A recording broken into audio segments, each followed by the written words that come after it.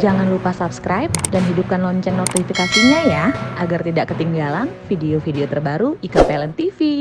Terima kasih Bapak Ibu semua yang saya hormati, Bapak Ibu Direksi yang masih hadir saat ini, ada Ibu Edi, Pak Wiluyo, Pak Adi Priyatno, Pak Adi Lumakso, dan juga Pak Hartanto, dan juga para Bapak Ibu senior leaders yang berkenan hadir di acara hari ini dan masih bertahan di sesi siang ini. Izin kami lanjut pada sesi FGD yang kedua, di mana kita akan mendengarkan paparan dari 5 ya direksi, karena Ibu Cynthia tadi kebetulan sedang ada rapat yang tidak bisa ditinggalkan. Mungkin tanpa menunggu waktu, saya langsung akan meminta maju ke depan panggung. Yang saya hormati Bapak Direktur Distribusi, Bapak Adi Prianto, kami persilakan untuk maju ke depan.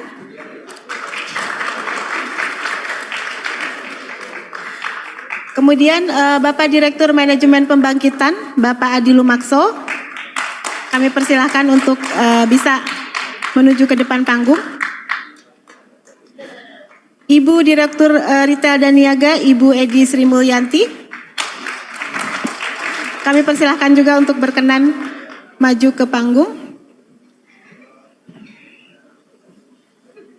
Kemudian nanti akan hadir juga Ibu Cynthia Rusli, namun masih belum hadir. Kemudian selanjutnya saya juga akan memanggil Sekretaris Perusahaan kita, Bapak Alois Wisnu Hardana, untuk berkenan maju ke panggung. Mungkin kita bisa langsung mulai. Saya akan mempersilahkan kepada Bapak Adi untuk memaparkan isu strategis kemudian inisiatif terkait ESG atau sustainability di Direktorat Distribusi. 10 menit kami persilakan, Pak. Terima kasih. Terima kasih pembawa acara. Selamat sore, Assalamualaikum warahmatullahi wabarakatuh. Salam sejahtera untuk kita semua. Ngunduh mantu Pak Jokowi di Pura Mangkunegaran. Acaranya berlangsung di akhir pekan. Melalui pemanfaatan energi baru dan terbarukan, kita ciptakan lingkungan yang lebih nyaman. Terima kasih pada sore hari ini diberikan kesempatan untuk menyampaikan beberapa program yang mudah-mudahan ada hubungannya dengan Sustainability Day ini, dengan peran dan kontribusi Direktorat Distribusi, mudah-mudahan saja nyambung gitu ya. Di sini saya diberikan tugas terhadap 3 hal. Yang pertama adalah sustainability untuk penurunan losses, sustainability untuk penurunan SAIDI, dan bagaimana mengembangkan environment kendaraan listrik. Yang ketiga ini nanti mungkin bisa kolaborasi dengan Bu Edi. Lanjut.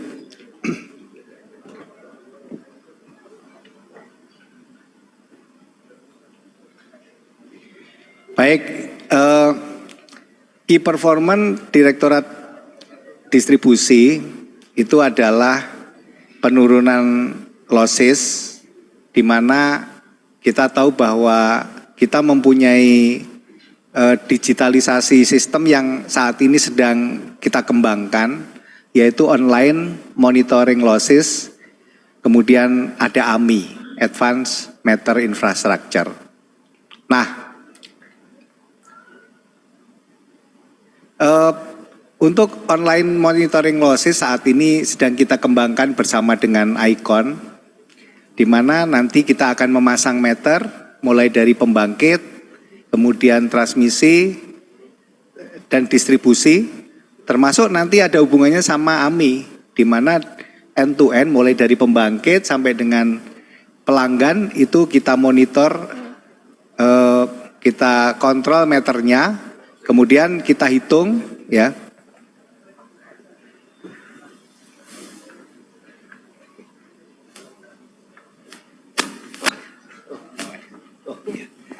Baik, kita lanjutkan. Dan ini kita lagi progres ya.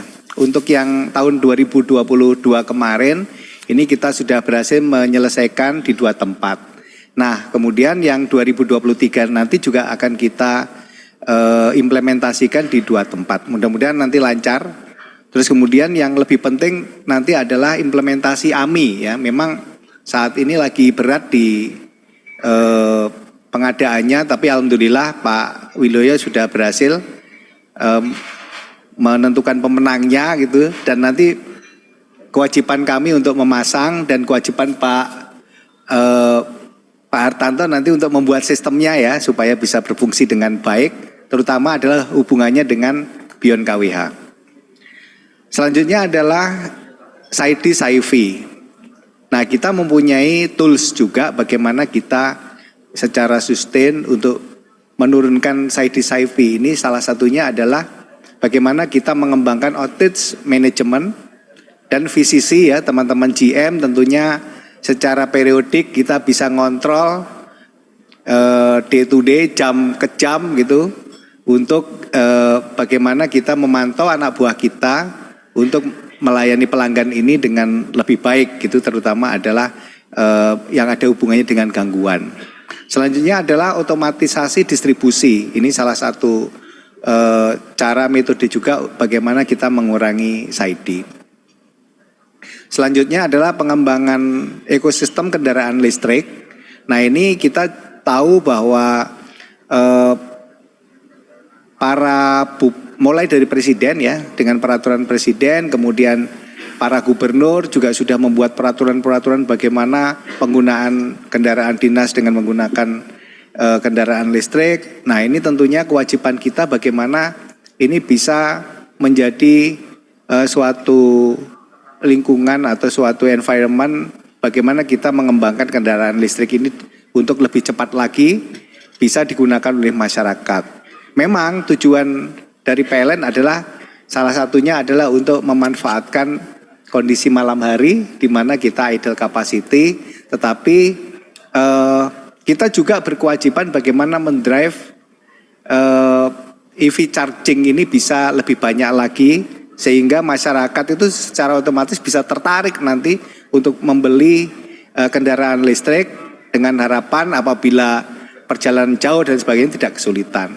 Bahkan beberapa gedung-gedung bisnis gitu ya, ini sudah mulai tertarik untuk memasang charging station ini. Salah satunya adalah beberapa hari yang lalu saya dengan Pak Dodi di Jakarta ya, itu bersama-sama bagaimana kita melayani dengan informasi-informasi kepada pengusaha gedung untuk bisa memasang EV charging ini. Ini sesuatu hal yang tentunya sangat menarik. Lanjut. Nah, ini adalah peta susut yang tentunya kita tahu kondisi saat ini bahwa kita alhamdulillah ya pada bulan November kita sudah hijau. Ya, yang sebelumnya kuning. Nah, ini tentunya atas kerja keras dari teman-teman GM semuanya, dan lossesnya tentunya juga kita obrak-obrak ya, terutama bagaimana saat ini kita bisa menyelesaikan TS mangkrak. TS mangkrak itu ternyata banyak sekali. Oleh karena itu secara konsisten nanti kita menghilangkan losses non teknis ini dengan baik, dan saya harapkan ini benar-benar serius untuk kita tangani bagaimana kita sustain untuk bisa menurunkan susut ini. Lanjut saja ini. Nah, ini untuk SAIDI SAIFI juga demikian ya. Kita harapkan secara sustain kita bisa menyelesaikan masalah SAIDI SAIFI ini sesuai dengan benchmark yang kita tuju gitu ya. Dan kita bercita-cita bahwa pada tahun 2027 itu sekitar 200-an lah kita untuk SAIDI-nya, dan SAIFI sekitar berapa itu? Sekitar 2, sekian kali per pelanggan per tahun. Nah, ini tentunya menjadi kerja keras kita bagaimana kita bisa mencapai ini. Terima kasih untuk DKI, ini nomor 1, dan kita harapkan nanti SUTG yang sebelah kiri dan kanan, SAIDI dan SAIFI-nya itu nanti tentunya bisa menyusul gitu ya untuk bisa memperbaikin, dan tentunya nanti ada hubungannya dengan PRK yang kita susun setiap tahun itu untuk bisa menyamakan dengan benchmark kita. Kalau kita infrastrukturnya juga tidak bisa menyamakan dengan benchmark kita, tentunya kita juga sulit untuk bisa mencapai target-target SAIDI ini. Mungkin dari saya itu saja, nanti bisa dilanjutkan oleh Bu Edi tentang EV charging. Terima kasih. Assalamualaikum warahmatullahi wabarakatuh. Waalaikumsalam warahmatullahi wabarakatuh. Terima kasih banyak Pak Adi Prianto. Tadi kalau Bapak sampaikan mudah-mudahan nyambung sekali Pak. Jadi sebenarnya mungkin ESG ini walaupun framingnya relatif baru 2 tahun ke belakang ESG ini cukup banyak dibahas. Tetapi sebenarnya kalau dalam konteks PLN banyak yang sebenarnya sudah dilakukan PLN berkaitan dengan ESG ya. Tadi yang Bapak sampaikan mengenai LOSIS, SAIDI. Mengapa ini kaitannya sama ESG apa? Karena di faktor sosial Pak dan juga di governance itu ada product responsibility. Jadi bagaimana kita bertanggung jawab terhadap produk yang kita berikan kepada pelanggan. Tentunya dengan mengurangi LOSIS, mengurangi SAIDI kita memberikan kepuasan kepada pelanggan dan itu bagian daripada sosial dan governance kita juga ya. Kemudian rasio elektrifikasi tentu saja itu masuk sangat langsung terkait dengan Sustainable Development Goals yang nomor 7 ya, menciptakan memberikan listrik kepada semua orang gitu. Jadi sebenarnya apa yang dilakukan di Direktorat Distribusi itu sangat erat kaitannya dengan SAIDI ya. Kemudian tadi saya mengambil beberapa key points yang Bapak sampaikan, kolaborasi tadi. Untuk digitalisasi, kolaborasi dengan Icon. Kemudian untuk yang AMI tadi Bapak menyinggung ada kolaborasi dengan business development, kemudian dengan procurementnya di tempatnya Pak Wiluyo gitu ya. Jadi memang tujuan Sustainability Day hari ini juga sebenarnya selain inisiatif strategisnya disampaikan, terus bagaimana bisa berkolaborasi dengan direktorat lain dan divisi lain untuk mewujudkannya gitu. Terima kasih banyak Pak, nanti mungkin kita bisa menggali pertanyaan lebih lanjut. Selanjutnya saya akan memberikan kesempatan kepada Ibu Edi untuk menyampaikan paparannya, silakan.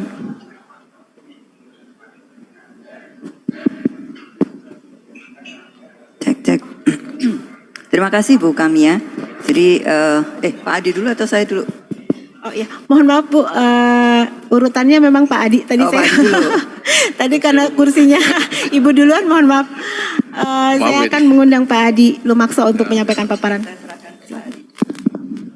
Terima kasih.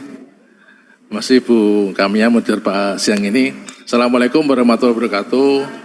Selamat sore, salam untuk semua. Izin Bapak Ibu sekalian menyampaikan peran Direktorat Pembangkitan dalam rangka mendorong ESG dalam sustainability tahun 2022 ini. Lanjut, next. Bapak Ibu sekalian, ini adalah peta mapping lokasi pembangkit-pembangkit yang tersebar di Indonesia. Ini memang kita bagi menurut kepemilikan. Yang hijau itu adalah PLN, itu totalnya ada, maaf, nggak jelas ya.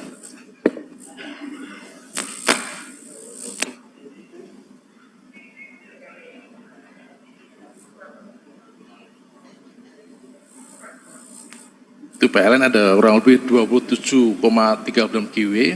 Kemudian yang warna pink itu milik EPP sebesar 20,07 GW. Kemudian dari Genco 1 IP dan Genco 2 IP dan Genco 1 PGB masing-masing 9,8 dan 7,56 dan sewa ada 1,13, PLN Batam 0,27 dan proyek dalam pelaksanaan masih 0,18. Tentunya ini sebelum ada pembagian yang nanti serahnya tanggal 1 Januari ini. Ini kondisi yang pertama ini kami sampaikan ini nantinya yang hijau-hijau semua itu akan berubah menjadi hijau, jadi biru tua atau biru muda. Ini tergantung nanti kesepakatan dari teman-teman Genco 1 hingga 2. Nah, ini memang kami sampaikan ini supaya jelas bahwa saja betapa banyaknya pembangkit yang kita kelola seluruh Indonesia dan bagaimana kita semua bersinergi untuk meningkatkan keandalan dan juga efisiensi. Ini di sini sudah ini petanya ini lokasi ini aktual ini Pak. Jadi tersebar seluruhnya dan nanti tersisa yang dikelola oleh holding yaitu lokasi luas yang sifatnya di 3T yang terjauh, tertinggal dan terpencil lokasinya ini. Ini yang nanti kita kelola. Disinilah yang muncul tantangan, peluang bagaimana kita mengelola pembangkit ini secara andal dan efisien dan juga mendukung sustainability PLN dalam rangka mendukung juga hari ini kita bicara ESG. Lanjut. Ini berikutnya adalah pembagian pembangkit energi berdasarkan bahan bakarnya ini. Yang hijau itu merupakan batu bara ya.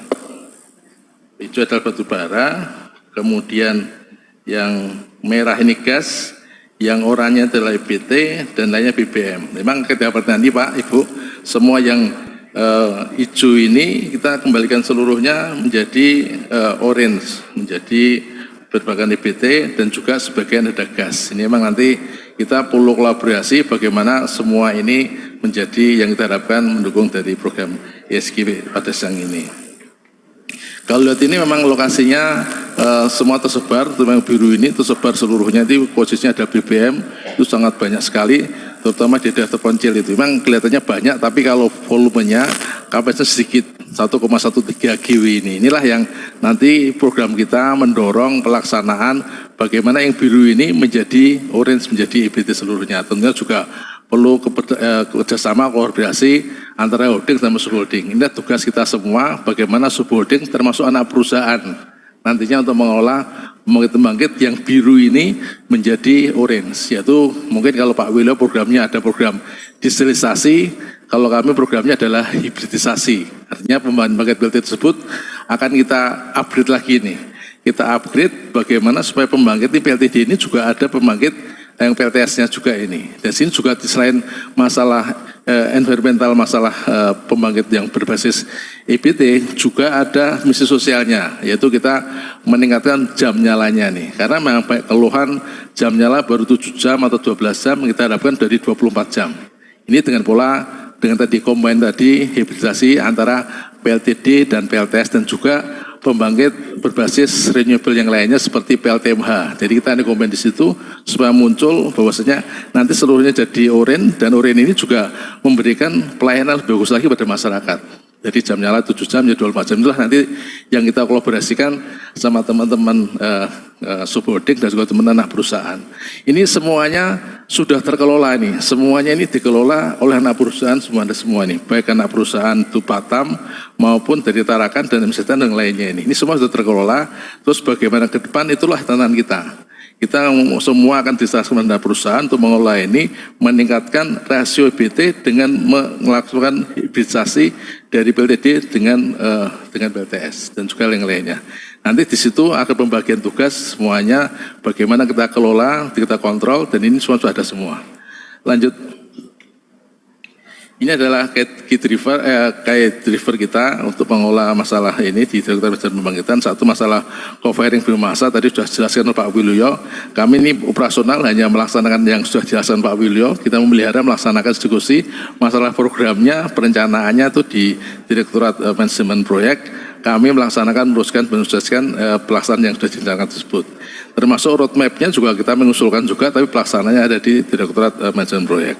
Kemudian ini sebut tadi sejak awal tujuannya bukan distillasi tapi hibridisasi. Artinya nih program ini di luar program hibridisasi yang dilaksanakan oleh manajemen proyek, ini di luar. Karena secara keseluruhan kita punya data kurang lebih diesel ini ada 2,3 GW. Yang di program distillasi kurang lebih masih 700 MB saja. Sisanya 1,4 GW itulah yang kita akan kelola jadi hibridisasi. Tentunya ini juga bertahap. Dan kita targetkan di tahun 2023 ini sudah hampir 60% terlaksana dengan program-program yang kita sepakati. Kemudian juga masalah yang ketiga, peningkatan efisiensi di pembangkitan ini juga tanggung jawab kita semua, bagaimana kita bisa melaksanakan pengelolaan pembangkit secara efisien dan handal. Tentunya dibantu juga masalah dengan ini juga masalah digitalisasi. Untuk itu kita juga ada detail power plan yang itu harus dilaksanakan secara menyeluruh dan juga program yang lainnya. Kemudian dua juga masalah efisiensi ini kita pengelolaan aset tersebut dari PLTD kita serahkan perusahaan seluruhnya melalui PLN Batam, Tarakan maupun MCTN dengan menggunakan skema CAPEX to OPEX dan managed service. Artinya di sini kami tidak berusaha menambah administrasi tapi mendorong anak perusahaan untuk mencari mitra strategis yang punya kemampuan finansial dan teknologi untuk mengimplementasikan program hibridisasi tadi. Artinya kita dorong ke sana supaya jelas dan polanya main service. Artinya nanti ada sharing profit, sharing revenue antara anak perusahaan dengan mitra tersebut dan pelaksanaan pemilihan mitra-mitranya dilaksanakan oleh anak perusahaan. Kami di holding karena keterbatasan sumber daya manusia juga sebagai organisasi sifatnya supervisi saja dan memberikan arahan, masukan untuk suksesnya pelaksanaan hibridisasi ini. Kemudian juga kami juga mengupayakan ada shifting pembangkit sewa. Karena kalau lihat ini sewanya itu lumayan besar, Pak.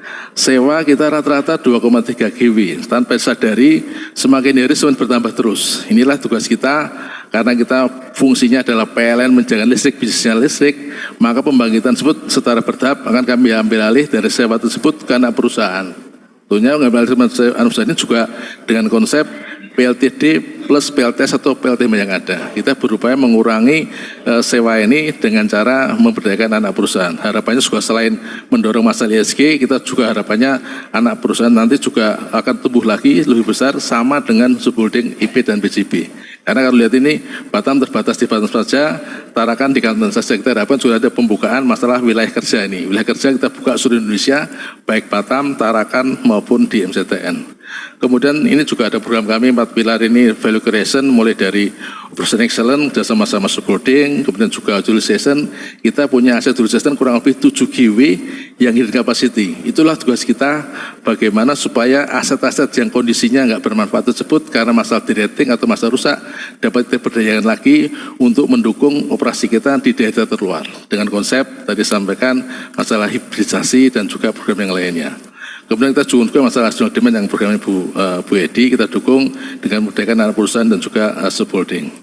Kemudian yang terakhir juga masalah penggunaan limbah, kami juga sudah mengupayakan implementasi penggunaan limbah ini dengan FABA dan kerjasama dengan pihak tertentu, yaitu merupakan FABA bagaimana FABA ini sifatnya tidak kita melemparkan atau membuang limbah, tapi kita berupaya menyelamatkan bahwasanya limbah ini bermanfaat pada pihak lain. Jadi konsep kita bukan membuang sampah, tapi memberdayakan bagaimana kita bisa membantu pihak lain dengan mengutilisasi, dengan memanfaatkan apa yang kita miliki. Dalam ini adalah FABA. Itu kami sudah jajaki di Jawa Tengah itu ada masalah ROP, terus sama-sama Universitas Diponegoro Undip dan juga Pemda Jawa Tengah bagaimana berperan PLTU Tanjung Jati membantu pemerintah dalam rangka mengatasi ROP dengan memanfaatkan FABA yang dimiliki yang melimpah di PLTU Tanjung Jati. Artinya kita balik bukan masalah kita membuang limbah tapi kita membantu pihak lain dengan memanfaatkan materi kita punyai. Lanjut. Ini adalah program hibridisasi yang awal tadi, bahwasanya kita memberdayakan perusahaan untuk mengelola pembangkit-pembangkit yang lokasi tersebar ini dengan menugaskan perusahaan untuk melakukan hibridisasi baik itu PLTD dengan PLTS, tentunya dengan batasan bahwasanya tidak boleh menambah BPP, juga tidak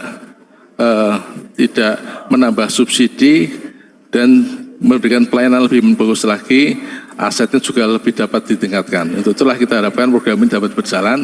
Kemudian terakhir juga ini sampaikan bahwasanya program hibridisasi ini kita konsepnya adalah untuk daerah-daerah yang terluar, yang isolated, dan tahap awal ini sudah ada beberapa kerjasama yaitu PLN Batam di daerah Rio Kepulauan dan juga PLN Tarakan di daerah Kaltimra.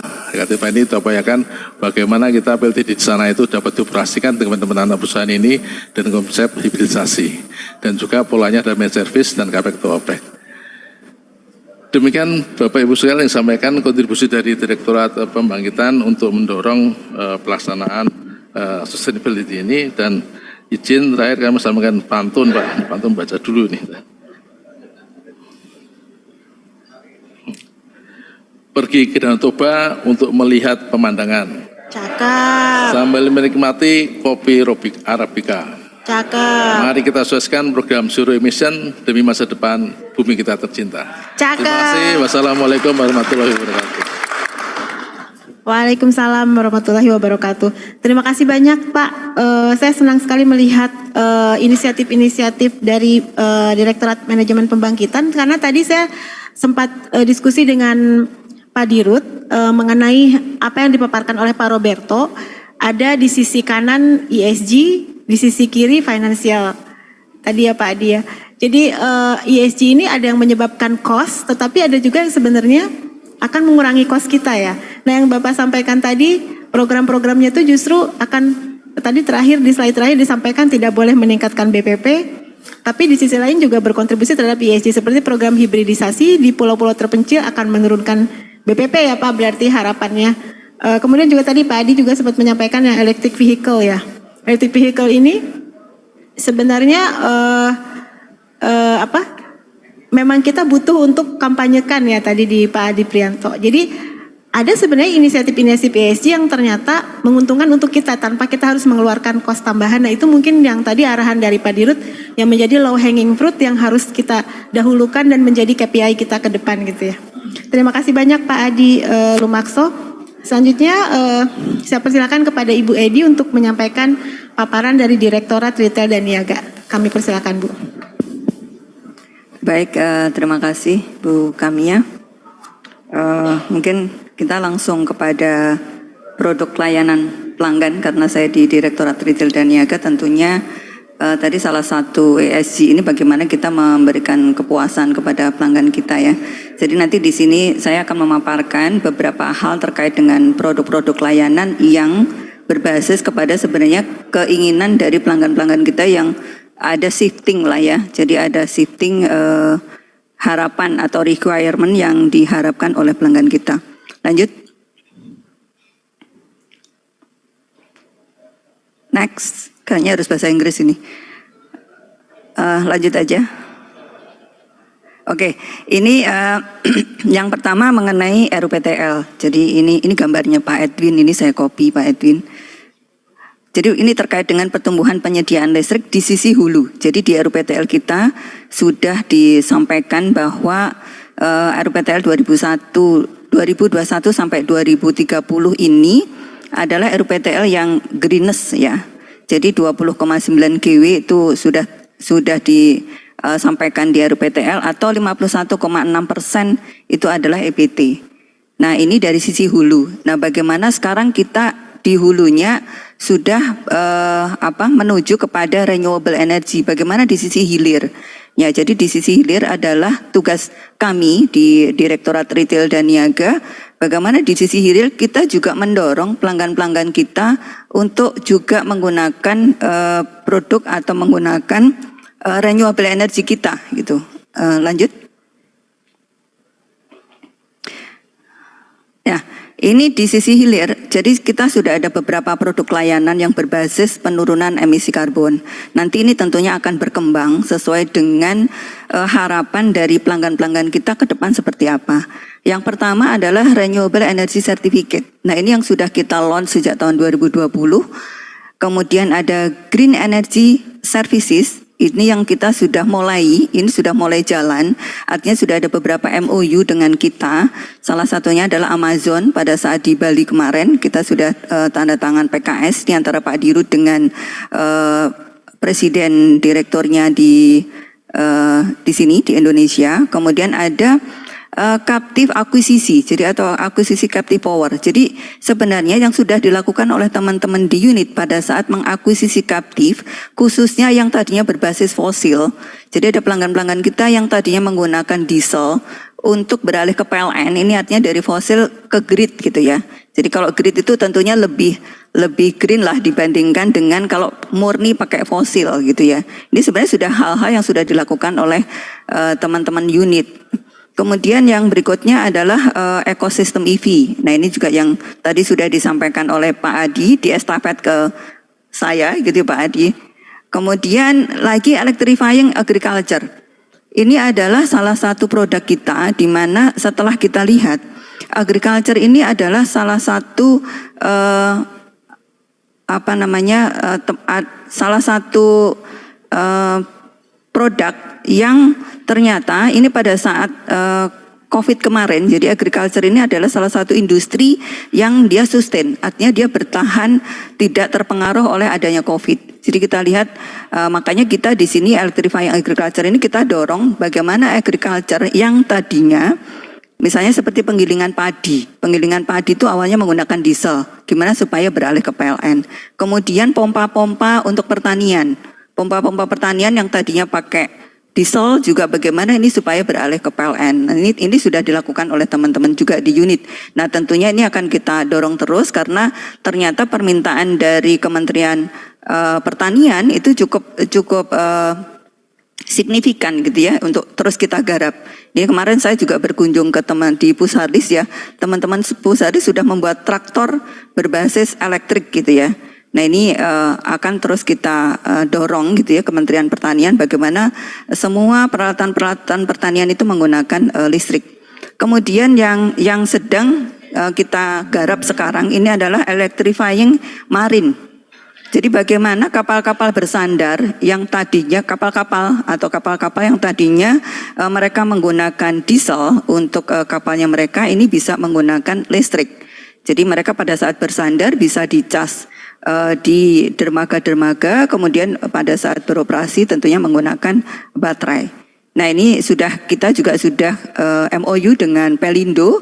Nah nanti seperti apa mekanisme atau proses bisnisnya atau bisnisnya seperti apa nanti akan kami sampaikan. Nah ini juga tentunya di dalam beberapa produk ini itu peran daripada teman-teman subholding maupun teman-teman anak perusahaan nanti juga akan berperan di sini. Lanjut. Nah ini adalah renewable energy certificate. Nah mungkin kalau ada yang belum tahu ya, jadi mekanismenya adalah seperti ini. Jadi sejak tahun 2020 kita sudah menerbitkan renewable energy certificate dari pembangkit EBT yang dikelola oleh PLN. Jadi REC ini merupakan instrumen di mana setiap satu unit REC merupakan atribut ya, atribut yang mempresentasikan setiap 1 MWh. Harganya 35.000. Satu unit itu adalah 35.000 yang diproduksi bersumber dari pembangkit EBT. Tadi sekilas Pak Haryadi tadi juga sudah sampaikan. Jadi yang sekarang sudah kita daftarkan di REC itu adalah ada 3 pembangkit gitu ya. Dan yang sudah kita daftarkan itu ada 3 TWh. Jadi saat ini 3 TWh yang sudah kita daftarkan di REC yang bisa kita tawarkanlah kepada pelanggan-pelanggan kita yang mereka memang memerlukan REC ini untuk di campaign ya. Jadi untuk produknya mereka bahwa mereka sudah mendorong renewable energy. Lanjut. Nah, ini beberapa industri yang sudah membeli produk kita. Jadi di sini ada H&M, ada Nike, ada Toyota, ada Indorama, ada PwC juga, ada GoTo, Pigeon, bahkan ini kemarin terakhir ada dari kepresidenan ya, jadi dari sekretariat presiden itu juga menggunakan REC. Jadi dari beberapa pemerintah itu juga kita tawarkan. Nah ini saat ini posisinya adalah dari 3 TWh yang sudah kita daftarkan di internasional ini sudah terjual 1,5 TWh. Jadi masih ada 1,5 TWh lagi yang bisa kita jual. Dan potensinya dari pembangkit-pembangkit EBT kita totalnya 21 TWh. Jadi masih sangat besar sekali. Jadi ini adalah potensi yang masih bisa kita sampaikan kepada pelanggan. Dan ternyata pada beberapa waktu yang lalu pada saat Pak Purnomo melakukan FGD dengan asosiasi data center ya. Jadi asosiasi data center Pak Pur menyampaikan bahwa kita mempunyai produk yang namanya REC. Ternyata mereka banyak yang belum tahu. Nah jadi ini tolong ini juga merupakan tugas dari teman-teman di unit nanti bisa mensosialisasikan bahwa kita punya produk ini. Dan ini sangat beberapa industri ini memerlukan produk ini. Nah bisa nanti teman-teman di unit bisa memasarkan. Nah REC ini memang pada tahun-tahun sebelumnya itu yang memasarkan dan sebagainya atau mensosialisasikan dari kantor pusat. Dan rasanya ini sudah menjadi business as usual. Nah karena sudah menjadi business as usual atau menjadi BAU mungkin rasanya ini teman-teman unit sudah bisa langsung menawarkan kepada atau mensosialisasikan kepada pelanggan-pelanggan kita yang memerlukan ini REC ini. Oke lanjut. Nah ini satu lagi ada produk kita lagi ini yang berkembang yang tadi di depan sudah saya sampaikan ada Amazon ya. Jadi kita nanti namanya adalah Green Energy as a Service. Nah, Green Energy as a Service ini adalah layanan yang disediakan oleh PLN bagi pelanggan yang memerlukan pasokan energi dari sumber energi baru dan terbarukan. Pelanggan dapat memilih sumber energi EBT sesuai dengan kriteria yang dibutuhkan. Apakah mereka mau dedicated source gitu ya. Jadi seperti Amazon tadi, dia mintanya dedicated source. Jadi saya maunya renewable energy, dia milih. Saya mau PLTS, dia nggak mau PLTA. Saya mau PLTS dan proyek baru. Dia tidak mau yang sudah konstruksi, tidak mau PLTS yang sudah beroperasi. Dia maunya adalah produk baru, proyek baru. Nah, itu juga kita mempunyai. Nah, tadi juga Pak Adi menyampaikan bahwa kita ada additional demand.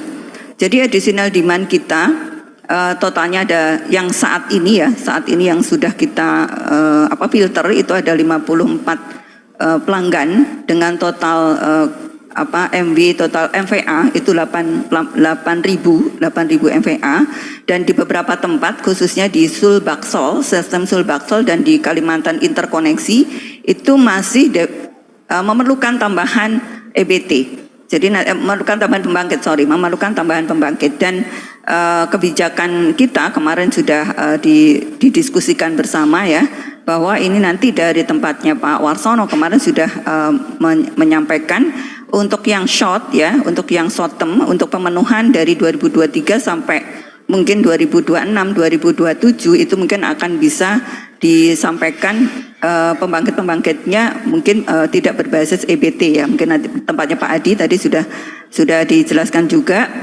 Kemudian setelah itu karena pembangkit EBT kita kebanyakan adalah PLTA, maka nanti jangka panjangnya PLTA. Nah, kemudian yang kedua, dedicated source ini itu bisa kita tawarkan juga kepada pelanggan-pelanggan kita yang memang dia menginginkan, saya ingin konsumsi energi yang saya gunakan berbasis EBT di A, di B, di proyek A, proyek B, proyek C. Nah, itu juga kita bisa tawarkan. Nanti kita sudah masukkan semua pembangkit-pembangkit EBT kita yang tadi 20,9 GW yang di depan tadi itu, kita sudah masukkan di peta ARGIS. Jadi nanti dari peta itu teman-teman di unit tentunya nanti bisa memasarkan bahwa kita punya gitu ya produk-produk atau EBT-EBT yang akan dibangun oleh PLN. Nah, itu juga bisa kita tawarkan kepada pelanggan-pelanggan kita. Nah, kemudian yang kedua adalah atribut yang tadi REC. Jadi bagi pelanggan-pelanggan yang saya cukup REC, saya nggak perlu dedicated source gitu ya, itu juga bisa kita tawarkan. Nah, jenis pembangkitnya apa? Ada PLTS, PLTA, PLTB, PLTP. Nah, ini juga bisa kita tawarkan kepada pelanggan-pelanggan kita. Status pembangkitnya apa? Ada yang sudah beroperasi, ada yang mau gitu ya, sudah beroperasi mau. Ini ada beberapa calon customer kita yang pengen, pokoknya saya mau ngetek Lahendong, dia udah bilang begitu ya. Jadi artinya ini adalah yang sudah beroperasi. Jadi tolong Lahendong jangan dijual kemana-mana, saya mau Lahendong gitu ya. Ada yang sudah seperti itu. Ada yang tahap konstruksi, nanti ada multi bintang. Saya maunya Cirata gitu ya, PLTS Terapung Cirata. Ada yang tahap perencanaan, ada yang belum kita konstruksi atau masih di dalam perencanaan RUPTL. Jadi seperti Amazon. Jadi ini status pembangkit ini juga bisa kita tawarkan kepada pelanggan kita. Lanjut. Next. Nah, ini contohnya Amazon. Jadi Amazon ini dia mau dedicated. Nah, ini sekarang sudah kita PKS kan, ada 210 MW ya, 210 MW yang nanti ini dedicated khusus ke Amazon. 1 kali 60 MW itu untuk yang ada saguling, yang mungkin nanti gak tahu penunjukannya mungkin ke NP atau IP ya ini ya. Kemudian 1 kali 100 MW itu adalah Karangkates. 2 kali 25 itu di Bali Barat dan Bali Timur. Nah, ini 4 proyek ini fully dedicated untuk Amazon. Jadi inilah yang dedicated source tadi yang kami sampaikan. Ini juga bisa kita jual ke pelanggan-pelanggan yang lain. Jadi ini Amazon ini hanya sebagai salah satu contoh ya.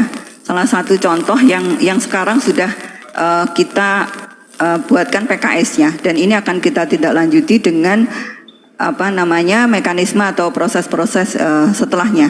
Ini kalau pendekatan ini bukannya ini yang paling ahli menghitung berapa sih emisi CO2 yang bisa kurangin gitu ya. Untuk Amazon ini nanti 263 ribu ton CO2 per tahun yang bisa dikurangi. Nah, ini nanti angka-angka berapa emisi karbon yang bisa direduksi itu kita nanti juga bisa hitungkan. Ya, tentunya kerjasama dengan tempatnya Bukamia. Nah, itu mungkin juga diperlukan oleh pelanggan-pelanggan kita. termasuk yang sudah membangun SPKLU, itu juga bisa kita hitungkan.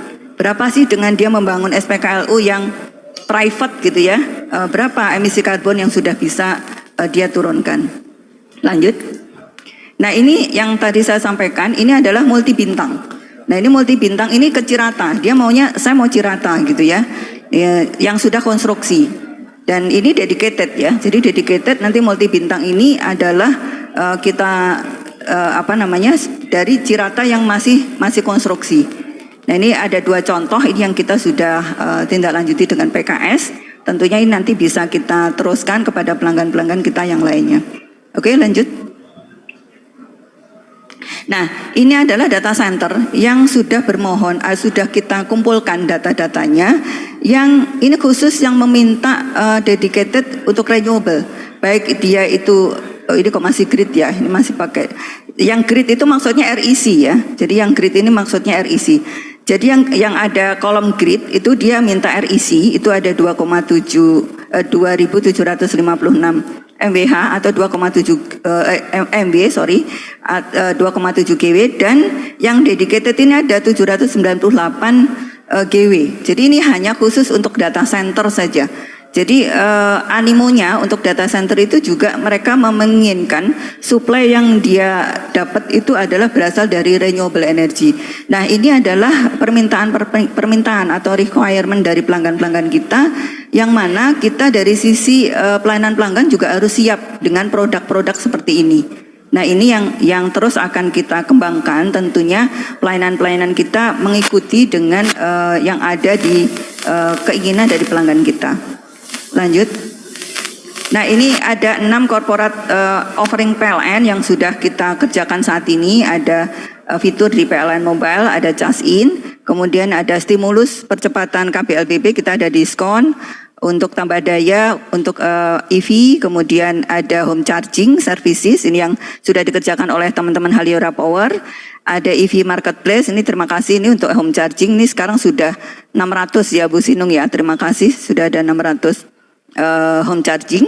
Kemudian ada EV Marketplace, kemudian ada partnership SPKLU dengan model franchising, yang ini sudah partner kita sudah banyak juga gitu ya, dan yang mendaftar ini terus mengalir ya untuk franchising SPKLU. Kemudian ada partnership SPBKLU, jadi baterai swap ini juga sudah mulai kita berkolaborasi begitu ya dengan beberapa pihak. Nah nanti yang akan kita kembangkan yang sekarang sedang proses pengembangan adalah SPLU.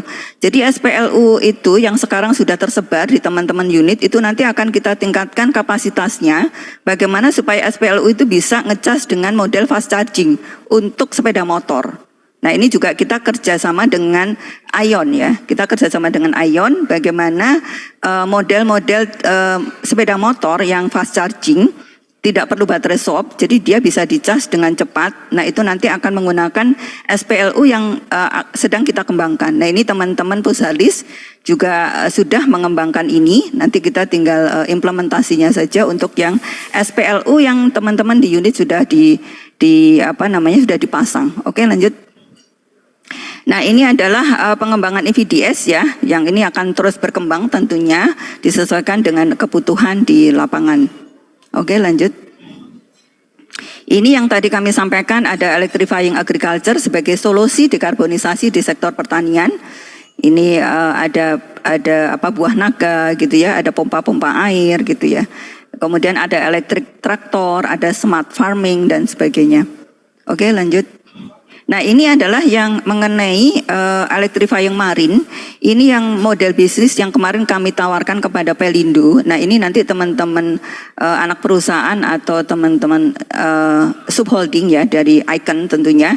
Ini bisa bekerja sama dengan EPI ya. Jadi kalau kita lihat dari proses bisnis ini, nanti PLN akan menyuplai kepada Pelindo ya, kepada Pelindo atau dermaga itu sebagai layanan biasa, layanan reguler. Kami menyuplai listriknya reguler. Tetapi di dalam IML-nya si Pelindo sendiri itu nanti akan kita pasang apakah dia menggunakan ALMA, jadi anjungan layanan mandiri untuk yang daya sampai 23 kVA. Jadi untuk kapal-kapal kecil atau pakai onshore ya. pakai onshore. Onshore itu daya sampai 600 kVA. Nah, bagaimana nanti mekanismenya antara kapal yang bersandar dengan Alma atau dengan onshore itu nanti silahkan nanti teman-teman dari Icon mungkin bisa menggandeng juga dari MCTN atau nanti dengan Halira Power itu bisa menggarap di situ bekerja sama dengan EPI. Ya, ini sudah kita diskusikan juga dengan Pelindo, nanti ini bisa kita kolaborasi dengan Pelindo.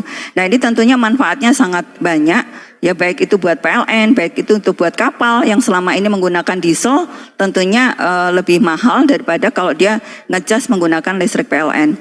Nah, ini adalah model bisnis untuk electrifying marine yang sedang kita kembangkan dengan Pelindo itu untuk onshore ada 17 lokasi, kemudian untuk yang Alma, untuk yang daya 23 kVA itu ada 27 lokasi. Nah, ini nanti silakan teman-teman dari subholding atau teman-teman dari anak perusahaan nanti bisa berkolaborasi dengan EPI ya. Ini MOU-nya dengan Pelindo sudah kita lakukan. Lanjut. Nah, ini yang terakhir sebagai penutup, sustainability adalah prinsip dasar PLN untuk terus melangkah ke depan. PLN mengajak seluruh pelanggan untuk bertransisi menggunakan renewable energy. Jadi melalui layanan-layanan produk kita, PLN siap memenuhi kebutuhan pelanggan dan terdepan mengembangkan renewable energy. Sebagai penutup, tentunya ini tidak lupa ada pantun juga ini. Duduk di taman berbagi tawa. Cakep. Di bulan Desember mengingatmu lagi. Cakep. Kita sukseskan Sustainability Day 2022. Cakep. PLN Jaya sebagai leader transisi energi. Cakep. Mengutip pantonya Pak Wiluyo, nah andalannya Pak Wiluyo, Rio Febrian, Elvi Sukaisi. Cukup sekian, terima kasih. Terima kasih kembali Bu Edi.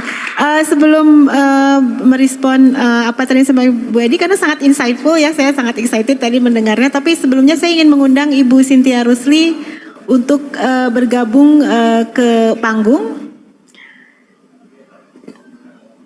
Silakan Bu.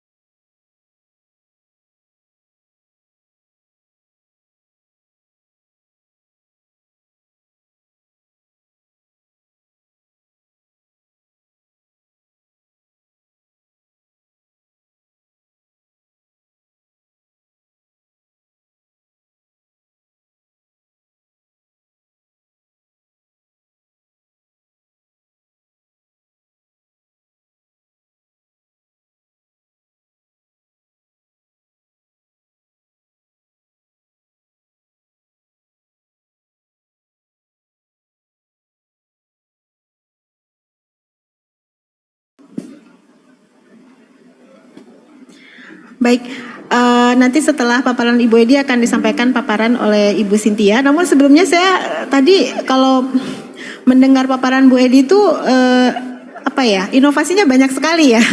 Yang REC yang tadinya tahun sebelumnya masih merupakan produk baru sekarang udah bisnis as usual gitu. Jadi udah hal yang biasa. Mungkin Bapak Ibu semua yang hadir sebenarnya REC ini boleh juga dibeli oleh individu ya. Jadi tidak hanya layanan untuk bisnis. Saya sendiri sudah membeli REC untuk konsumsi listrik di rumah. Jadi kalau Bapak Ibu juga ingin melakukan hal yang sama, sangat bisa sekali. Kemudian inovasi-inovasi selanjutnya yang terus ada gitu ya untuk green tarif, green energy as a service, kemudian EVDC dan lain-lain semuanya banyak sekali. Jadi saya mungkin teman-teman dari tim ESG mohon ini kita belum masukkan ke dalam KPI ini untuk pelanggan tuh kita baru masukkan SAIDI-SAIFI. Tapi saya rasa ini sebenarnya sesuatu yang bisa tadi mengadres harapan Pak Dirut bahwa ESG ini yang low hanging fruit. Jadi sesuatu yang sebenarnya tidak cost center justru menghasilkan revenue buat PLN gitu. Jadi kan itu yang bisa kita masukkan ke dalam KPI ESG kita. Jadi mungkin teman-teman ESG tolong mohon ini bisa kita masukkan kira-kira ke yang bagian mana kita masukkan green product ini dalam KPI kita. Terima kasih sekali lagi Bu Edi. Selanjutnya Ibu Cynthia Mungkin teman-teman juga bisa mempersiapkan paparan Bu Cynthia ya untuk muncul di layar. Kami undang Ibu Cynthia untuk menyampaikan paparan dari Direktorat Keuangan. 10 menit kami persilahkan. Bismillahirrahmanirrahim. Assalamualaikum warahmatullahi wabarakatuh. Mungkin teman-teman dari pagi udah bosan, udah banyak sekali ya terkait dengan ESG yang sudah kita siapkan. Tapi tadi barangkali beberapa case-case sudah disampaikan Bu Edi dan Pak Adi Prianto dan Adi Lumakso. Bapak udah belum? Oh belum. Izin saya juga terlambat, barusan rapat RKAP, berjuang dengan Bu Nelly 1,5 jam. Masih ada PR-PR yang mesti kita adjust. Dan ESG ini juga menjadi salah satu yang dibahas tadi ya. Nah untuk kali ini barangkali saya nggak banyak update beberapa hal saja di sisi financing. Kalau tadi pagi kita sudah dengarkan beberapa kerangka secara sistematis dan terstruktur oleh Pak Roberto.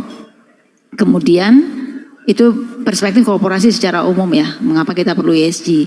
Kemudian setelah itu secara spesifik diperdalam di dalam ESG scoring untuk bicara kalau kita issuance surat utang atau simply hanya untuk mengakses rating dari korporasi, hanya untuk mengukur secara relatif kita seperti apa. Itu gunanya yang ratings. Nah, ratings ini barangkali teman-teman tadi kan dari Fitch ya. Jadi Fitch rating kan rating agency itu banyak, ada Fitch, ada S&P, ada Moody's. Nah, Fitch rating ini mereka sekarang punya bisnis baru namanya Fitch Sustainability. Jadi itu ada advisory, kemudian juga ada rating. Jadi bahkan tadi ini sebagai satu contoh sustainability pun bisa menjadi suatu opportunity bisnis ya. Nah, rating agency saja juga melakukan itu. Nah, tadi yang disampaikan oleh mereka apa bagi kita bagi PLN adalah setelah framework sustainability-nya muncul dan kita pahami, kemudian yang paling penting itu adalah bagaimana secara korporasi kita berinteraksi dengan pasar. Nah, jembatan antara PLN dengan pasar, pasarnya dalam arti terutama dalam financing ya, adalah lenders, investors, dan investor ini ada yang dananya langsung mereka ikut masuk ke dalam bentuk equity kepada PLN atau dibeli surat utang yang dikelola oleh fund manager yang mana tadi mereka punya kriteria tertentu. Nah, dalam hal ini cara mereka melihat ataupun masuk ke dalam suatu perusahaan untuk investasi atau beli surat hutangnya atau secara lenders untuk masuk ke dalam suatu pendanaan kepada perusahaan-perusahaan seperti kita adalah satu referensi yang disebut dengan ESG scoring. Nah tadi kalau teman-teman mungkin termsnya kita perkenalkan ada tadi ESG rating ini macam-macam. Tadi yang dipaparkan mungkin oleh siapa ya Pak Aryadi ya, kita bicara Sustainalytics ESG score itu adalah skor untuk korporasi untuk aspek I, S dan G. Nah, kemudian kalau seperti rating agency yang tadi bicara credit worthiness kita sebagai perusahaan yang akan minjam atau sebagai perusahaan yang swasta atau investors itu akan masukkan ekuitasnya ke project-projectnya PLN, itu ada yang namanya ESG scoring, terus ada CIS di belakangnya, Credit Impact Score. Jadi ESG CIS, ESG Credit Impact Score. Jadi bukan hanya ESG yang tadi ya, Environmental Social and Governance, tetapi ada Credit Impact Score-nya ke dalam risiko yang muncul, risiko finansial yang muncul dari ESG practice-nya dari korporasi. Kira-kira gambarannya seperti itu, jadi nanti teman-teman mungkin setidaknya sudah mendengar terms-nya dan tadi melaksanakan yang namanya fiduciary duty sebagai BOD maupun senior leaders di sebuah perusahaan yang mana fiduciary duty salah satunya mungkin kalau teman-teman lihat tadi adalah acquire knowledge on sustainability. Jadi teman-teman memang mau nggak mau ya harus belajar gitu. Jadi hari ini kita kick off untuk memperkenalkan terms dan memberikan suatu gambaran kepada kita semua bahwa Pak Dirut dan seluruh BOD sudah sangat komit dengan ESG implementation di PLN. Nah, engine-nya siapa? Adalah kita semua. Ya, kita semua harus belajar, harus bisa memahami dan mengcapture knowledge itu. Nah, kemudian itu saya kira mengapa ini menjadi relevan dengan kita semua.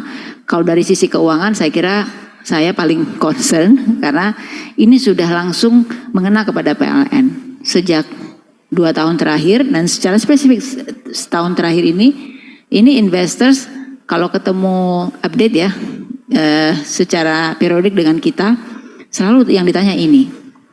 Dan ada situasi di mana akses kepada funding ini sudah mulai constraint karena ada beberapa sets of investors sudah nggak mau masuk lagi, atau dia masuk beli surat utang PLN hanya sifatnya temporary dalam jangka waktu tertentu, dan itu pun istilahnya itu asset allocation-nya mereka. Kalau kita bicara di RKP ada capital allocation, asset allocation untuk infrastruktur aset kelas seperti PLN ini sudah makin tipis. Ada banyak sekali hal yang mereka sekarang constraint, misalnya SDG roadmap, sustainability roadmapnya PLN itu cuma sampai 2060. Mereka ada investors yang nggak mau karena OECD guideline itu roadmap dari net zero-nya itu 2050. Kemudian ada yang boleh masuk kepada perusahaan utility seperti PLN ini kalau coal-nya maksimum 30%. Kalau sudah lebih dari 30% fuel mix coal-nya, maka mereka nggak boleh masuk. Ada yang boleh masuk, tapi hanya boleh hold surat utangnya sampai berapa jangka waktu tertentu gitu ya. Jadi kita sudah mulai terkena exposure risiko itu, dan ini yang barangkali perlu kita bangun narasi dan story-nya sekarang. Kita harus membangun suatu sistem yang lebih sistematik secara berjenjang dari seluruh anak perusahaan, dari seluruh unit di bawah sampai kepada holding. Jadi kita harus punya sistem itu, dan narasi itu harus kita bangun, dan itu kan nggak bisa cepet ya. Sehingga nanti waktu kita bicara dengan investor 1 tahun 2 tahun ke depan, kita sudah punya solid foundation, sehingga tadi kita udah ada story-nya. Kalau sekarang kan relatively kita sudah melakukan banyak hal, tapi belum terintegrasi, belum terkonsolidasi, belum terpackage dengan baik. Dan story yang kita bisa deliver kepada investors menjadi sulit. Jadi misalnya saya ditanya kemarin baru minggu lalu ya, dengan 8 investors yang di-manage oleh HSBC. Pertanyaannya simpel. Tell me 3 solid concrete implementations of your net zero carbon. Show me what is the result. Jadi hal-hal yang sifatnya sangat konkret dan terukur. Yang mana mungkin kita belum terbiasa dengan itu ya. Kalau kita bicara kita bangun EBT. Ya EBT kita under development. Kita bicara penurunan CO2 ya. Untung kita sudah ada CO2 co-firing dan sebagainya. Meskipun angkanya berapa? Berapa co-firingnya? Baru 369 GWH coba. Ya kan? Jadi sebenarnya yang diperlukan oleh perusahaan sebesar kita itu adalah angka-angka konkret yang bagi mereka tuh secara relatif meaningful terhadap konstelasi angka yang kita kontribut terhadap target-target kita sendiri gitu. Jadi itu yang barangkali membuat kita secara keseluruhan, kalau menurut saya credibility dan reputasi kita at stake untuk bisa membangun ini. Jadi nanti direksi anak perusahaan, subholding terutama Genco itu menjadi penting banget ya. Untung kita ICA-ICA-nya masih ada nih, ada Advanced Control Center dari berproses, ada ini masih berproses, ada itu. Jadi secara story ada kelihatan gitu ya, effort ke arah sana. Satu yang paling bisa menjadi positif bagi kita secara ini bicara dengan investor ya, dengan lenders, at least we know what we are doing, at least we know the concept of ESG, dan kita on the process of doing it. At least kita sudah punya decarbonization roadmap, kita sudah punya net zero carbon, bahwa implementasinya tantangan itu sesuatu hal yang menjadi tantangan kita bersama. Jadi itu yang nanti barangkali habis dari direksi ini nanti anak-anak perusahaan nanti waktu presentasi kita akan lihat. Nanti tadi Pak Dirut mengarahkan ya Bu Kamia ya, untuk setelah ini nanti akan ada tanda tangan bersama. Jadi akan ada next event. Hari ini mungkin masing-masing dirut terutama dari anak perusahaan dan subholding akan presentasi. Kemudian nanti selain itu GM unit juga akan ada. Jadi kita nanti akan ada KPI, akan ada next event, itu semuanya akan tanda tangan bersama-sama. Komitmennya untuk tadi mewujudkan ini, sehingga tadi story-nya menjadi lebih baik. Saya kira itu mungkin masuk ke dalam substansi. Mengapa ini semua penting? Tadi ya saya sudah ceritakan bahwa akses to financing sudah makin pressing. Jadi investors base-nya yang biasa ke kita ya, BlackRock, Fidelity, ya, siapa lagi you name it, yang nama-nama besar yang biasa beli surat utang kita sudah mulai agak shrinkage. Jadi ini sudah mulai menjadi concern. Bank-bank juga sudah kita lihat, MUFG, SMBC, mereka itu sekarang sudah bisa mulai funding kepada proyek-proyek yang coal ataupun yang perusahaan yang punya coal dominasi yang cukup kuat, itu batasannya sampai 2030. Bahkan sepasca 2030 dia nggak boleh. Ada perusahaan-perusahaan, ada bank-bank yang sampai 2040. Jadi story-nya ini kita tinggal bicara the risk is already approaching us gitu, sudah dekat. Tinggal kita bicara harus siap dengan situasi itu. Karena makin lama orang makin shrinkage. Jadi ada akses to financing yang menjadi tantangan. Yang kedua adalah cost of fund. Nah cost of fund-nya ini kalau dengan rate bunga misalnya global sekarang US dollar rata-rata misalnya 6%, itu angka-angka membuktikan bahwa itu bisa saving sampai 55 basis point. Jadi 0,55%. Jadi kalau kita utang $1 billion saja itu udah bisa 1 tahun udah bisa savings bisa 550 miliar ya. Jadi udah setengah triliun sendiri. Jadi sesuatu yang secara numbers kita cari 550 miliar mungkin sebesar apa ya, setengah tahun jualan mungkin di NTT gitu ya. Mungkin bicara pendapatan kita saja, belum bicara cost-nya. Jadi sesemudah itu kita tadi harus mencari tambahan biaya untuk menutupi biaya cost of fund tadi. Itu sebagai satu contoh. Ini ada materinya gak ya Mbak? Tampilin. Itunya tadi funding cost. Next slide. Masih munculnya di sini cover saja. Gak muncul slide-nya Mbak.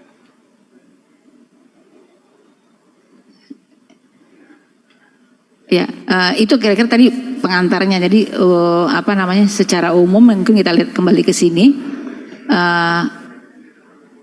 Kondisi market tadi ya, access to market dan increase cost of capital, karena tadi kita bicara by nature saat ini PLN itu tidak ESG friendly, terutama faktor E-nya tadi ya. Kita high risk, angkanya 38, kita punya sasaran 30 di bawah 30 sampai 2024 menjadi sesuatu. Tapi itu juga tidak menjamin secara pasti ya bahwa nanti investors akan melihat, karena sustainability score is one thing, itu akan membantu betul, tetapi ESG, CIS tadi, credit impact score dari rating agency seperti Moody's, Fitch dan S&P akan menjadi penting.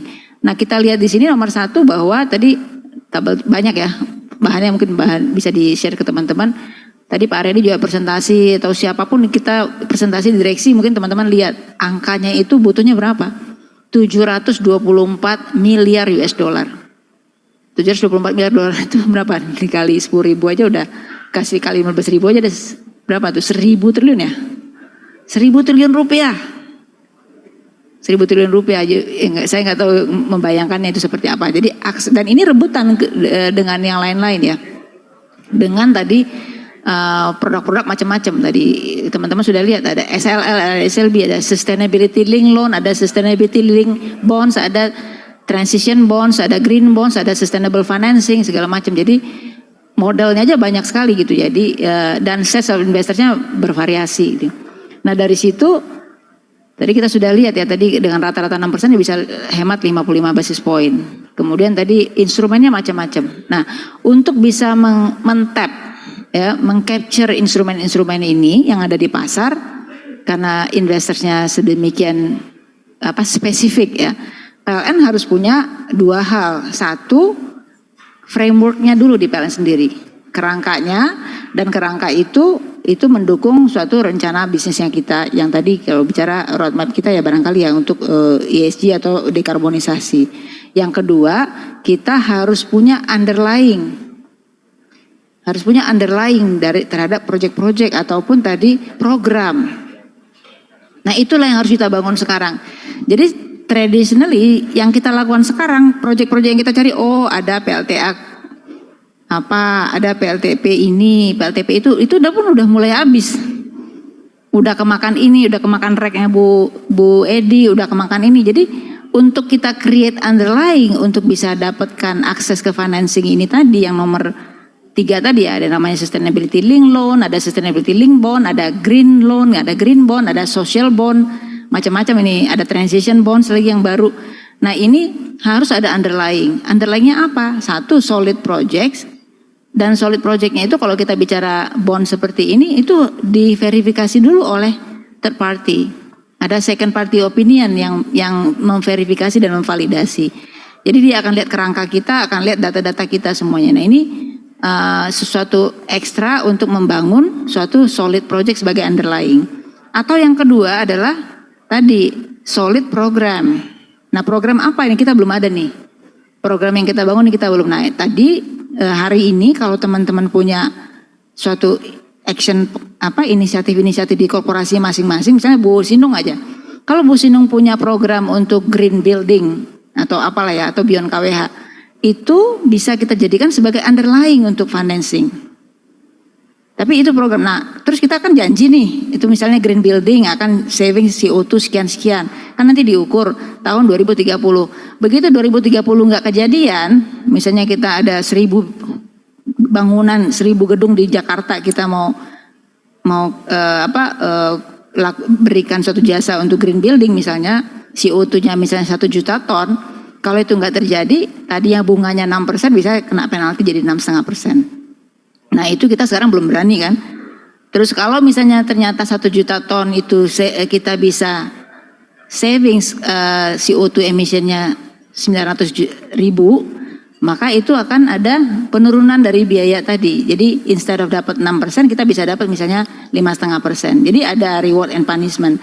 Nah itu yang sangat bergantung kepada inisiatif, baik di pembangkitan atau di mana, program yang bisa, yang credible enough, yang cukup reasonable dan bisa diukur, dan nanti pihak ketiga bisa melakukan verifikasi. Nah itu kita harus melihat tadi bukan hanya program optik 1 tahun ini, tetapi nanti berapa tahun ke depan. Sehingga tadi kita bicara satu cycle, proses, horizon yang jangka panjang. Makanya kalau ESG ini bicaranya bukan hanya jangka pendek, bicaranya jangka panjang gitu. Nah itu yang barangkali tadi kita dari financing menjadi concern untuk tadi ke depan. Kalau sekarang kita nggak siapkan, PLN nggak siapkan itu, kita akan berada pada posisi di mana nanti kita jadi kecelek gitu. Karena pertama ya sumber financing kita sekarang dari mana? Dari pemerintah tuh step loan sangat terbatas, dari PMN ya juga sangat terbatas. Ya sudah dari market.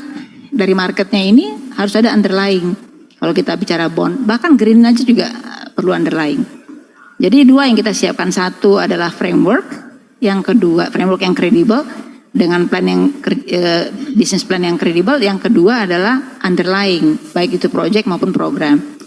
Nah yang ketiga ini, yang keempat saya kira ini menjadi PR kita bersama seluruhnya ya, subholding apalagi. Ini subholding menjadi sesuatu karena subholding is the true business harusnya. Kalau PLN tadi, kalau Pak Didi bilang kita ini ada 2, ini bicara korporasi atau bicara konstitusi gitu. Tadi malam kalau teman-teman yang ikut checkpoint kan Pak Didi bilang, ini kita bicara korporasi atau bicara konstitusi. Kalau kita bicara korporasi atau konstitusi perlu kajian keekonomiannya enggak gitu. Very basic question ya. Pertanyaannya sama nih kita. Apalagi sekarang bicara holding subholding, makin holding subholding makin korporasi. Jadi makin perlu melihat ini semua kan ke depan akan seperti apa. Harus mampu membangun underlying dan project-project yang memang disiapkan dalam suatu kerangka ESG. Nah oleh karena itu mungkin saya sering sampaikan ke Bu Ani, PLN Engineering harus mampu membangun dan menjadi driver dalam ESG ini untuk bantuin tadi teman-teman tadi di holding ataupun di subholding atau di anak perusahaan yang lain. Itu yang nomor 5 ya. Nomor 4, nomor 5 ini kita sekarang sedang nyusun. Ini sustainability, kita sudah bikin green financing framework.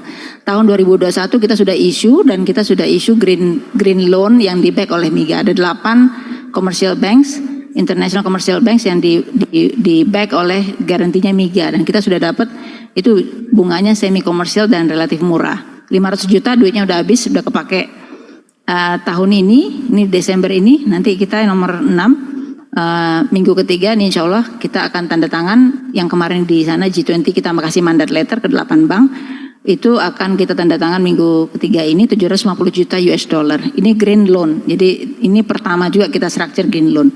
Untuk green bonds sebenarnya kita sudah ready di awal tahun. Kemarin kita sudah ada beberapa project yang kita pilih.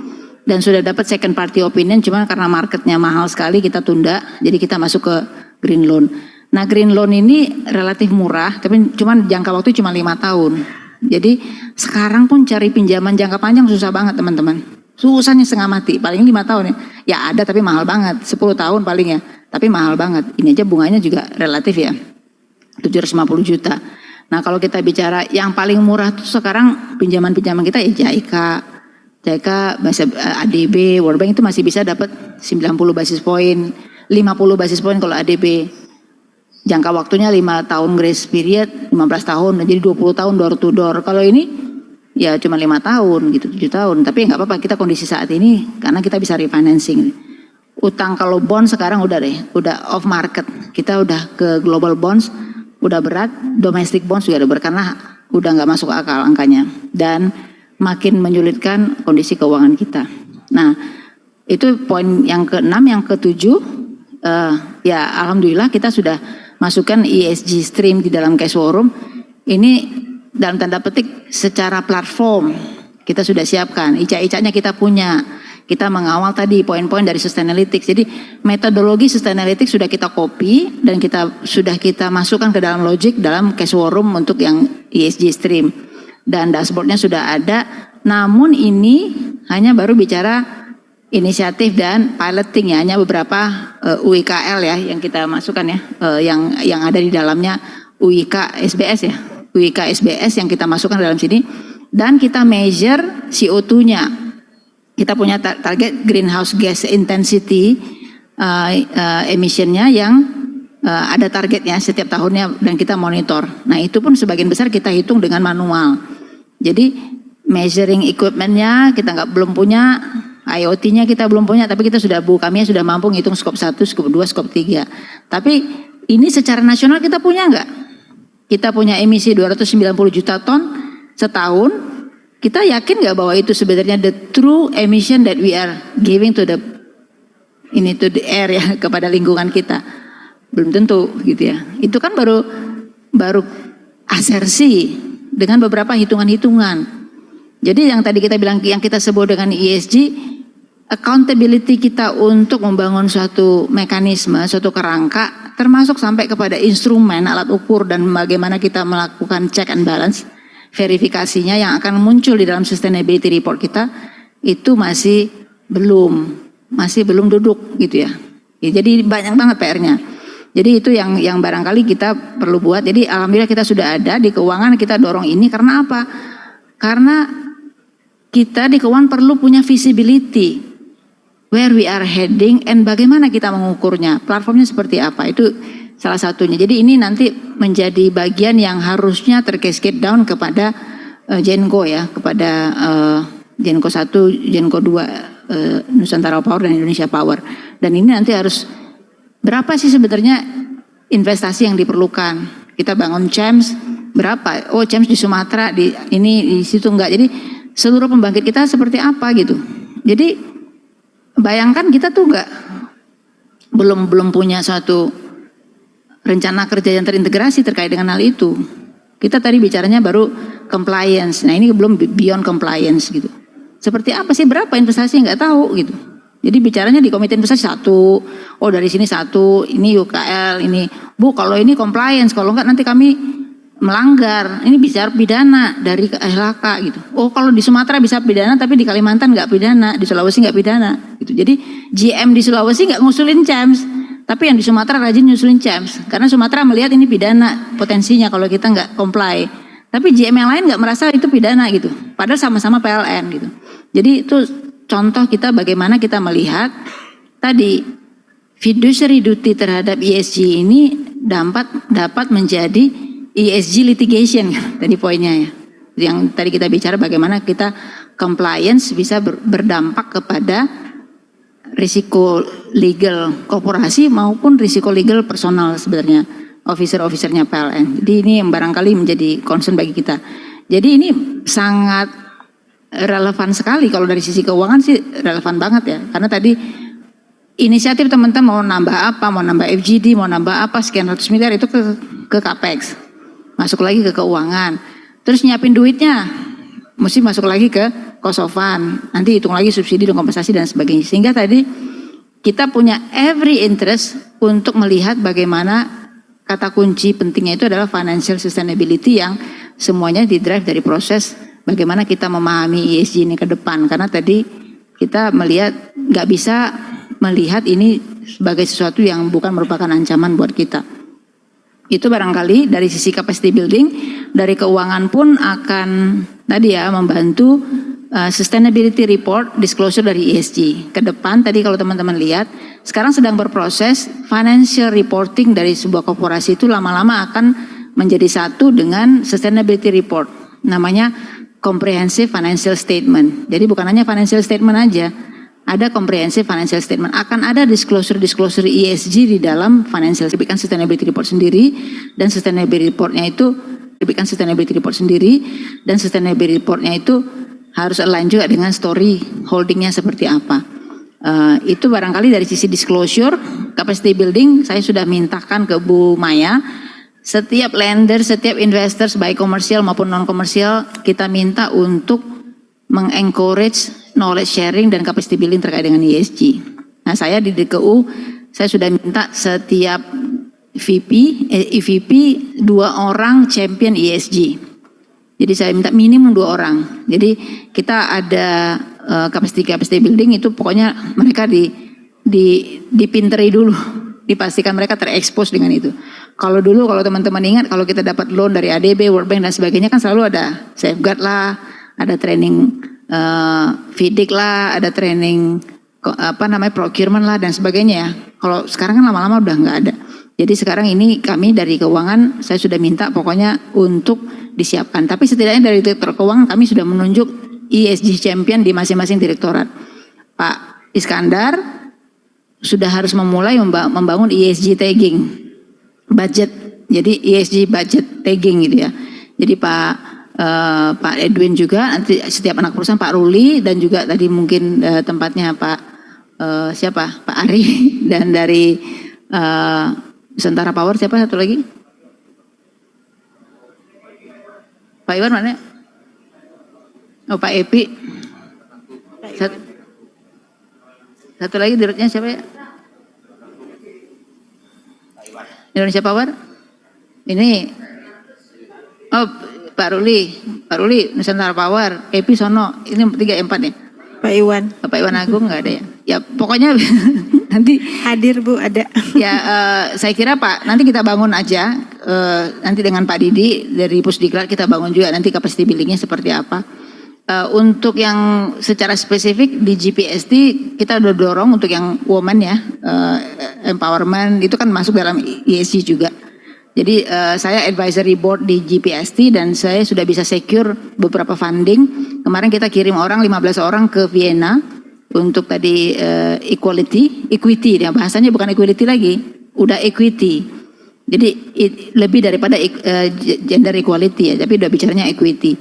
Nah itu udah kita kirim, terus nanti yang lain-lain tuh masih banyak programnya. Tapi poinnya adalah kita sekarang satu catch up the knowledge as fast as possible. Get your team yang muda-muda, yang young leaders cepat capture ini. Minta mereka cepat belajar. Bagaimana itu relevan dengan your business dan jadikan itu sebagai opportunity dan menjadi sesuatu yang intrinsik di dalam keseharian kita. Saya kira itu nanti yang lain-lainnya mungkin banyak. Coba next saja Mbak. Siapa sih ini? Ininya di mana? Oh di sono. Oke, terus aja ini udah bosen. Ini tadi sudah bicara, ini tadi udah bosen, terus ini apa lagi nih? Ini tadi macam-macam pinjaman, jadi teman-teman bisa lihat. Nah ini tadi yang dari sisi PLN, kalau dari sisi financing kita alhamdulillah sudah relatively selangkah lebih maju. Jadi kita bicara tadi dengan ECA, terus bagaimana dengan tadi kita sudah bikin green financing framework, kita sudah punya sustainable financing framework, kita sudah membangun green structure, loan bond structure segala macamnya sudah. Jadi kalau di kita kan karena dekat dengan market, jadi kita harus up to the speed dengan market. Jadi tapi harapannya ini sudah masuk ke dalam real sector kepada teman-teman yang non financial gitu ya. Jadi mau nggak mau ini harus kita lakukan. pastikan tadi kembali teman-teman, satu, get the concept right, bangun frameworknya di dalam unitnya, di dalam baik itu anak perusahaan maupun divisi-divisi, kemudian make it inisiatif gitu ya, GM juga inisiatifnya seperti apa yang ringan dan lucu dan kena gitu ya dengan konsepsi ini gitu, dan culture itu harus terbangun. Kemudian nanti baru dieksekusi dan capacity building jangan lupa. Saya kira itu dari kami, dari keuangan, rasanya insya Allah kalau kita lakukan ini secara sistematis dan terstruktur dan ini tercascade down, insya Allah kita akan bisa menjadi perusahaan yang tadi yang kita cita-citakan sebagai green company, dan mudah-mudahan ini bisa menjadi story untuk kita ke lenders dan ke investors, dan semuanya pada banyak yang pengen bantu PLN sebenarnya. Cuman tolong dibantu oleh teman-teman, karena teman-teman yang punya tangan untuk mengerjakan di real lapangan, di groundworks, itu yang nanti akan jadi story ke kami dan kita package untuk kita jual, dan akhirnya kemanfaatannya kepada kita semua, dapat akses ke financing secara kontinu, cost of fund yang lebih murah, akhirnya ke subsidi murah, profitability kita juga menjadi lebih baik. Saya kira demikian dari kami. Kurang lebihnya mohon izin kami kembalikan ke Mbak. Baik, ya. Kami assalamualaikum warahmatullahi wabarakatuh. Waalaikumsalam warahmatullahi wabarakatuh. Terima kasih banyak Bu Dirkio atas paparannya yang komprehensif. Mungkin kalau saya mau jujur, saya udah lama di lingkungan ya, tetapi sebenarnya saya tahu ESG ini tahun 2020 dari Direktorat Keuangan, dari timnya Ibu Cynthia. Jadi kami diundang, ada investor yang ingin berbicara dengan ESG. Apa itu ESG? Jadi saya cepat-cepat Google apa itu. Jadi jujur memang untuk ESG ini baru sekitar 2 tahun ke belakang, dan ini yang menjadi driver justru malah dari Direktorat Keuangan. Baik, selanjutnya saya undang panelis kita yang terakhir, Bapak Alois, untuk menyampaikan paparan dari Sekretariat Perusahaan. Silahkan Pak.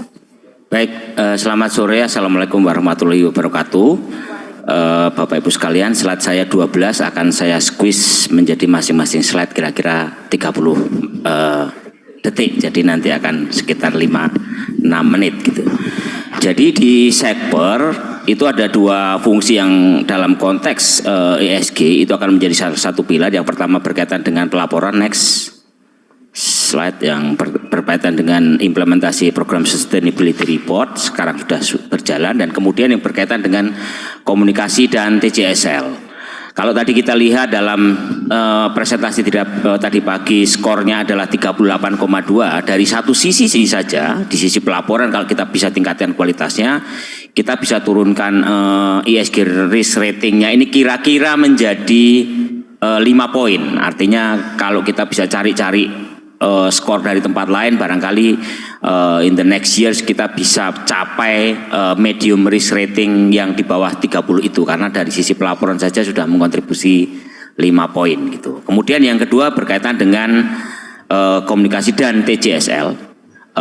Nanti ini program tanggung jawab lingkungan dan TCSL yang nanti pasti akan kami mintakan ke bapak-bapak sekalian di daerah, di unit-unit dan sebagainya, di masing-masing subholding maupun anak perusahaan. Kalau bagi-bagi sambungan listrik misalnya, sekarang cuma sambungan listrik, nanti sekalian mungkin bisa bagi-bagi pohon yang bisa mengurangi carbon offset. Kita punya tabungan karbon banyak banget gitu. Next. Nah, ini dasar acuannya. Saya tidak akan menyebutkan kenapa kemudian PLN ada di dalam sini, karena kita menerbitkan obligasi. Tapi saya hanya ingin merimain apa yang menjadi arahan Pak Dirut, bahwa kita melakukan ini semua bukan karena kita mau comply dengan regulasi, kita mau comply dengan aturan, kita mau comply dengan ini, tetapi memang kita semata-mata ingin menciptakan lingkungan yang lebih baik untuk generasi yang akan datang, itu saja.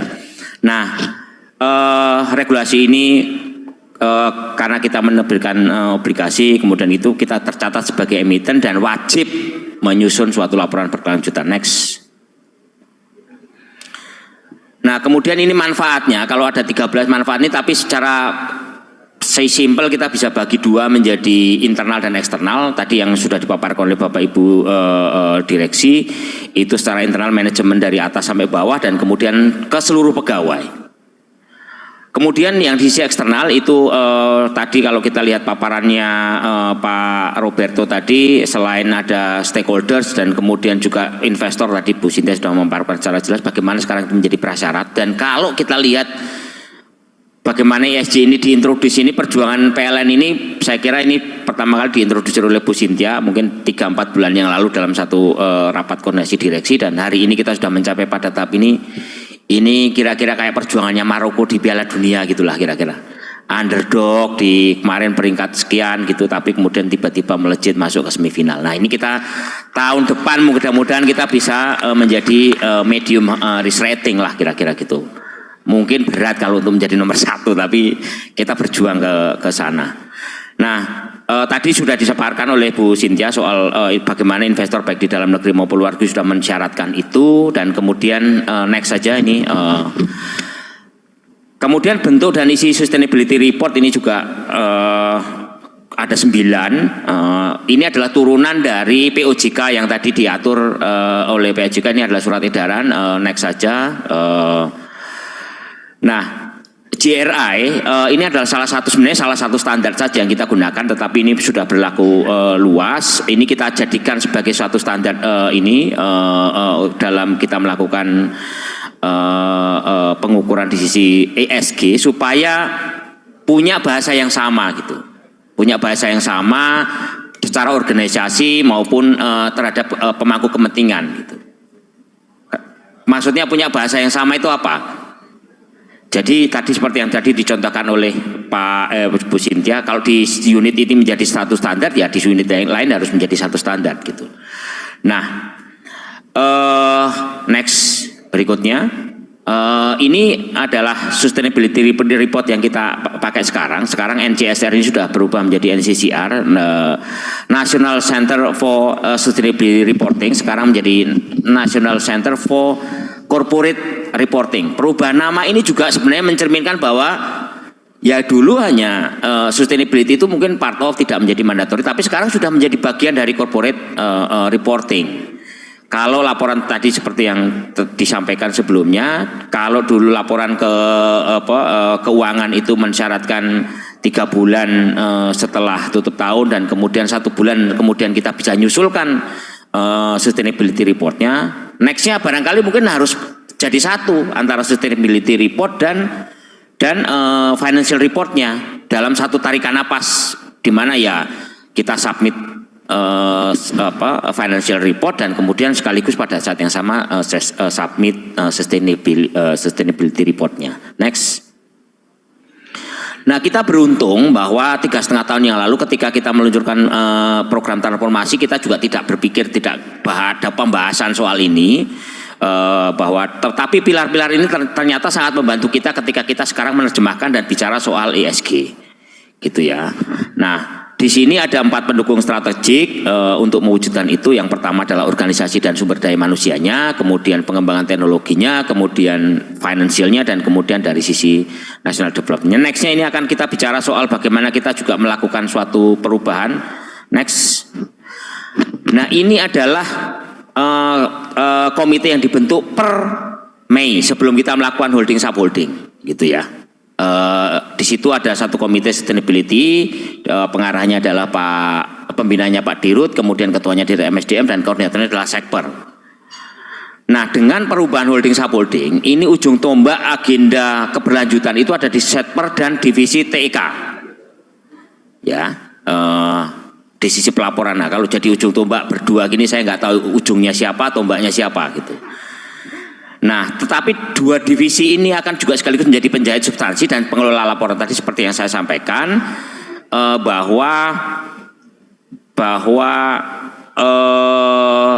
dari sisi reporting saja itu akan bisa mengontribusi untuk menurunkan risk rating kita.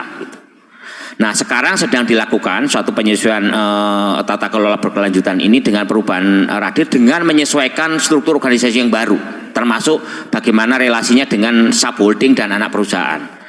Jadi nanti mungkin koordinatornya itu akan ada wakilnya gitu. Saya belum tahu ininya finalnya seperti apa, tetapi di sisi Setper nanti paling akan bertanggung jawab secara pelaporannya, tetapi kemudian secara substansi akan menjadi tanggung jawabnya dari teman-teman di divisi TEK di bawah koordinasi Bu Kamia.